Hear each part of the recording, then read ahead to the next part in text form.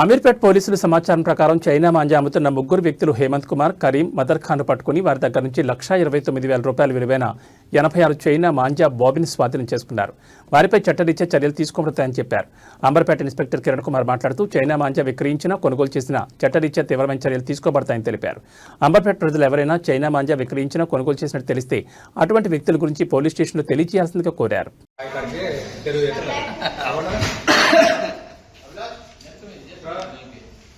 కింద బయట క్యాప్ బయట బయట తీసుకురా సమీర్ పిచ్చే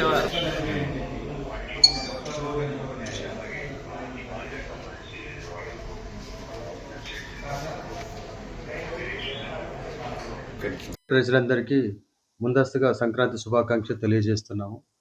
ఈ సంక్రాంతి సందర్భంగా, ఈ పండగ సందర్భంగా చాలామంది యువకులు ఈ కైట్స్ ఎగరేయడం జరుగుతుంది.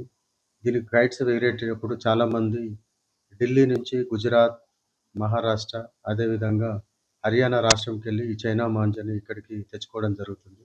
ఆన్లైన్ బిజినెస్ జరుగుతుంది.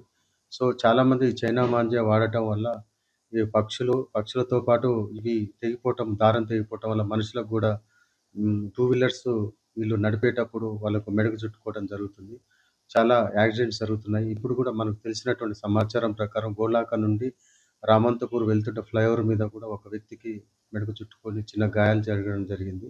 సో మీరందరూ గమనించాలి. ఈ మాంజా, చైనా మాంజా అనేది చాలా వ్యర్థ పదార్థాలైనటువంటి సీసము, అదేవిధంగా గాజు పౌడరు, నైలాన్ పౌడర్తోని తయారవుతుంది. ఇది యాక్చువల్గా కైట్స్కు ఉపయోగించొద్దు. ఓన్లీ కైట్స్కు నూరుతమైనటువంటి పండగ చేయొద్దని చెప్పేసి కోరుతున్నాము. మాకు తెలిసిన సమాచారం ప్రకారం నిజామాబాద్లో కూడా ఒక 4 years గర్ల్తో కూడా ఇట్లా చైనా మాంజా తగిలి ఇంజూర్డ్ అయి చనిపోవడం జరిగిందని మాకు సమాచారం ఉంది. సో ఇప్పటి నుంచి ఎవరైనా కానీ చైనా మాంజా అమ్మినా, నిల్వ చేసినా వాళ్ళ మీద చట్టరీత్యా చర్య తీసుకుంటామని చెప్పేసి మీ అందరికీ తెలియజేయడం జరుగుతుంది. ఈ పరిస్థితి ఎట్లుంది సార్ ఇప్పుడు చైనా మాంజా? ఇప్పుడు ప్రస్తుతము మాకే సమాచారం జరిగింది. ఇప్పుడు హాస్పిటల్కి వెళ్ళి తెలుసుకొని ఫర్దర్గా మీకు ఇన్ఫర్మేషన్ తెలియజేస్తాం.